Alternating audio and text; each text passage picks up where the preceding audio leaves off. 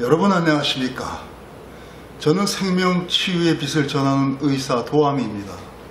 오늘 생명의 빛 치유 공부에 오신 것을 환영합니다. 오늘의 공부 주제는 생명나무에 관한 것입니다. 생명나무란 무엇인가? 자, 그러면은 먼저 생명나무에 대해서 성경의 창세기에 보면 그것이 언급되어 있어요. 창세기 2장 9절에 신이 세상과 인간을 창조한 후 에덴 동산에 살게 했는데 에덴 동산에는 선악과와 생명나무라는 두 가지 나무가 있었다고 합니다. 선악과를 먹으면 인간이 신처럼 똑똑해지고 생명나무를 먹게 되면 인간이 신처럼 오래 살게 된다고 성경은 전합니다. 선악과를 따먹은 아담과 하와, 즉 인간은 우리처럼 신처럼 똑똑해지게 되었다고 하면서 결국은 에덴 동산에서 쫓겨나면서 생명나무 열매마저 따먹고 그들이 우리 신들처럼 우리들처럼 신처럼 오래 살게 되지 못하도록 신은 에덴 동산의 입구를 막고 화영검을 생명나무 주변에 돌게 하고 천사들로 하여금 감시하게 하였다 하고 창세기 3장 24절에 전합니다. 인간의 접근을 막은 거예요. 이와 같은 성경 말씀 때문인지 우리 현대 인간은 선악을 구분하는 지능, 즉 이분법적 사고가 아주 발달해서 그 결과 우리 나름의 어떤 그 선악 이분법적 이진법 논리 체계를 발전시켰어요. 즉 이진법이란 건 0과 1이에요. 01 가는 게 우리 컴퓨터의 논리죠. 컴퓨터 맹긴 모든 그 프로그램의 원리죠. 그것은 꼭 선악을 구분한다는 이분법적인 그 논리 체계와 사고 체계와 아주 똑같은 거죠. 그래서 선악과를 먹은 결과 우리는 궁극에 와서 디지털 문명을 발전시키고 인공지능이란 게 나와서 과연 그 우리 슈퍼컴퓨터라고 하는 인공지능은 신처럼 똑똑해진 인간의 어떤 새로운 미래의 모습이 된 겁니다. 성경 말씀이 맞았어요. 그 옛날 모세가 뭐 3000년도 더 되는 그 옛날에 쓴 말씀들이 정말로 선악과를 먹어서 그런지 지금의 인류는 신처럼 똑똑해졌다 이런 얘기입니다. 그런데 한편으로는 이 컴퓨터 쓰고 와이파이 전자파로 계속 노출되면서 우리 현대인은 정자수가 줄고 또 무슨 알러지나 암 같은 면역성 질환이 아주 폭발적으로 증가해서 지금 대학병원마다 제일 큰 병동이 뭐예요? 암센터예요. 옛날처럼 무슨 내과, 소아과, 산부인과 이게 아니고 암센터. 그 근본 원인은 저는 바로 이러한 디지털 문명 사회 그런 시대가 되면서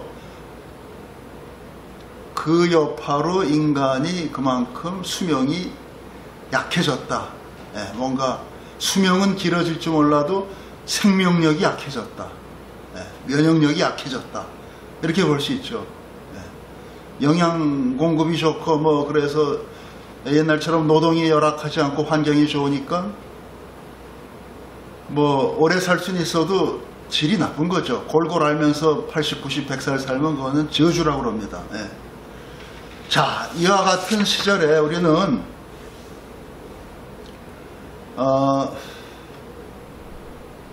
과연 생명나무라는 것은 무엇일까 하는 것을 한번 알아볼 필요가 있죠. 생명나무란 곧 인간이 신처럼 오래 사는 뭔가 아주 무한한 생명력과 또 오래 사는 장수의 그런 어떤 신이 준비한 어떤 인간에 대한 축복의 하나의 그 선물이 아니었을까 이런 생각을 할 수 있어요. 중동 지방에서는 생명나무를 우리 세속적으로는 무슨 야자 열매, 야자 대추 나무 열매 그렇게 얘기를 해요. 대추야자라고 그러던가요? 뭐냐면 그 대추처럼 생긴 어떤 그 야자나무 비슷한 열매인데 그걸 갖고 댕기며 먹으면은 거기에서 물기가 수분이 보충되고 영양이 보충돼서 사막을 걷다가 쓰러져 죽질 않는다 이런 얘기예요. 그래서 그런 것이 생명나무다 뭐 이렇게까지 얘기하는데 그게 아니고 생명나무라는 것은 유태인의 어떤 신비주의적인 전통에서 꾸준히 연구해온 것이에요. 유태인이 구약에 이렇게 창세기에 생명나무를 딱 못을 박았는데 선악과랑 함께. 그래서 그 선악과에 대한 저주로서 인류가 이렇게 돼서 뭐 죽음의 뭐 종말을 맞고 이렇게 고생을 하고 살아야 된다고 딱 썼는데 생명나무는 이렇게 힘들게 감춰놨는데 그게 뭔지 알고 싶지 않았겠어요? 알고 싶죠, 당연히. 그래서 꾸준히 유대교의 신비주의적 전통에서 그것을 연구했습니다. 그 전통의 연구를 우리는 카발라라고 부릅니다. 카발라. 13세기경에 스페인 지방에서 그 카발라가 아주 크게 발전을 했어요. 13세기. 그 당시 카발라는 기독교도 그 당시 신비주의적인 전통이 강했습니다. 신비주의적인 기독교 파가 있었어요.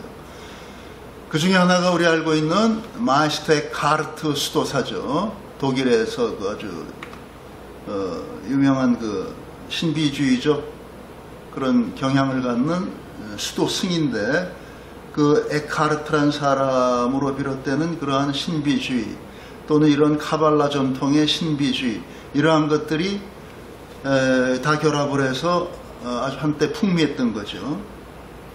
자, 이 카발라의 전통은 유대인 중에 그 아볼라피아라는 사람이 나타났어요.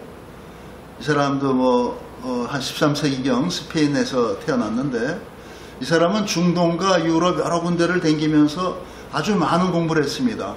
그러다가 31살이 되던 해에 아주 그 모든 공부를 섭렵했는데 그거에 넘쳐서 오히려 엄청난 또 신비 체험을 하게 돼요, 이 사람이. 그래서 그런 엄청난 신비 체험을 하고 나서는 그에게 중요한 거는 어떤 학문적인 교리나 신학적인 이론이나 이런 게 아니고 직접 체험해 보니까 어떤 신성의 체험이라는 것이 너무도 엄청났다 이런 얘기죠. 그래서 이 사람은 아볼라피아는 결국은 이런 어떤 카발라 연구에 몰두하게 됩니다. 그래서 이 사람이 체험한 것과 또 그 당시에 스페인에서는 작자 미상의 책이 등장하는데 그 책이 이름이 조하르예요. 조하르. 이 조하르라는 책에는 눈에 보이지 않는 세계에 속한 어떤 초월적인 신이 어떻게 우리 눈에 보이는 이런 세상, 우리 눈에 보이는 이런 세상을 창조했는가 하는 우주를 창조한 과정을 하나씩 밝혀주는 형상과 이론을 개발한 겁니다. 그런 것을 제시한 책이 조하르라는 책이에요. 그래서 이런 책도 어디서 작자 미상이지만 그게 떠돌아댕기고 뭐 우리로 치면 뭐 정감록 이런 게 뭐 유행했다 하는 때가 있었잖아요. 또 이런 아볼라피아라고 하는 구체적인 인물이 공부도 많이 하고 31살에 신비 체험을 하고 뭔가 신비의 세계에 깊이 빠져서 신성을 체험하는 것. 신성 그 자체. 신성이란 거는 달리 얘기하면은 성령 체험 그런 거죠, 기독교에서. 그런데 이 사람이 얘기하는 신성은 그 당시 환경으로 봐서 기독교에서 얘기하는 성령 체험보다 뭔가 또 다른 뭐 좀 더 이런 강력한 게 있었던가 봐요. 그래서 아볼라피아는 이러한 신성을 체험하려면 우리의 영혼을 얽매고 있는 그런 어떤 그 영혼을 짓누르는 그러한 것들을 풀어내야 된다 그랬어요. 그래서 우리 몸은 우리의 영혼이 우리 몸뚱이라는 것, 그 몸뚱이에 딸려있는 오감이라는 게 뭐죠? 뭐 눈으로 보고 듣고 맛보고 뭐 손으로 만져서 세상을 이해하는 거죠.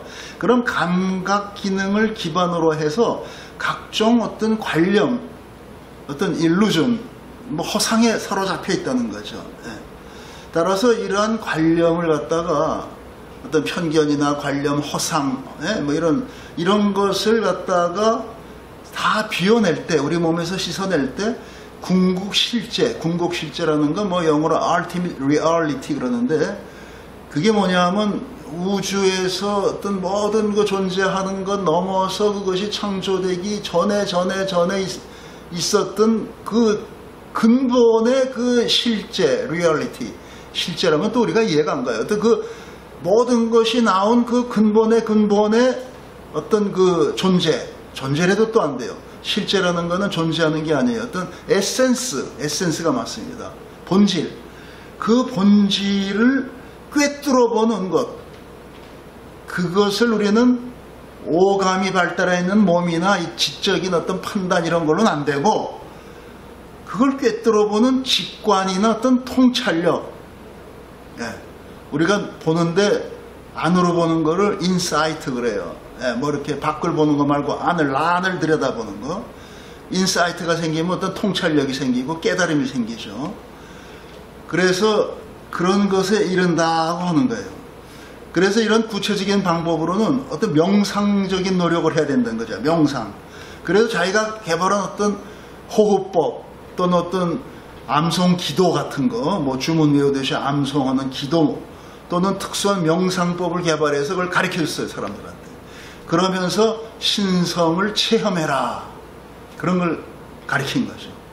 그러면서 당시에 이런 조하르라고 하는 이상한 책이, 작자도 미상인 이런 책이 나와서 이 우주가 어떻게 생겼는가 하는 거를, 그 창조 과정을 이렇게 밝히는 또 그런 책들하고 같이 댕기면서 그때 굉장한 센세이션을 일으켰던 겁니다. 자, 결론적으로 이러한 유태인이 보는 유대교적인 신관, 우주관은 뭐냐면 궁극실제, 모든 것의 근본에 근본되는 그 신이라고 우리가 부르는 그 신을 넘어서 신성한 그 무엇이라고 부르는 그 궁극의 실제, 그거는 뭐냐? 유태인들은 그거를 엔소프라고 불렀어요. 엔소프. 그 엔소프라고 하는 건 뭐냐? 그것이 결국은 어떤 절대적인 신인데, 그 안에는, 그 신이란 거는 인간이 상상할 수 있는 어떤 것도 들어있지 않았다는 거예요. 텅 빈 것, 텅 빈 그 자체가 엔소프입니다. 이것이 당시 그들이 본 절대적인 신성, 뭐 절대의 신이랄까요? 신, 그럼 우리가 많이 그 인간이 맹기는 신 같은 게 너무 많아서 개념이 좀 흔들려요.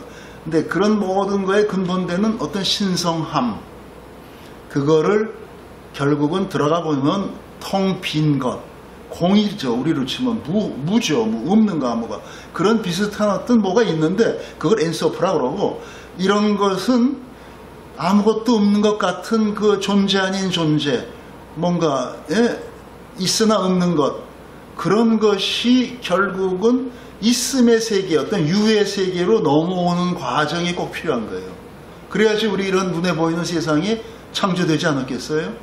그래서 아무것도 없는 텅 빈 어떤 그런 허공 같은 존재에서, 엔소프에서 뭔가 거기에서 있는 세계, 뭐 빛이든 뭐든 물질이든 뭐가 있는 세계로 넘어오는 그 과정의 징검다리로서 오르엔소프란 걸 내섭니다. 오르엔소프. 그건 뭐냐 하면 그들 개념으로는 무한한 빛이에요. 무한한 빛. 그러니까 텅 빈 엔소프라고 하는 절대 신의 차원에서 무한한 빛의 차원의 오르엔소프라고 하는 그런 단계의 또 다른 신의 존재, 뭐 이런 개념으로 넘어온 거죠. 그래서 무의 세계에서 유의 세계가 창조되면서 그리 넘어오는 유의 세계로의 그 과정을 오르엔소프, 무한한 빛, 이렇게 유태인들은 정의를 내렸던 겁니다.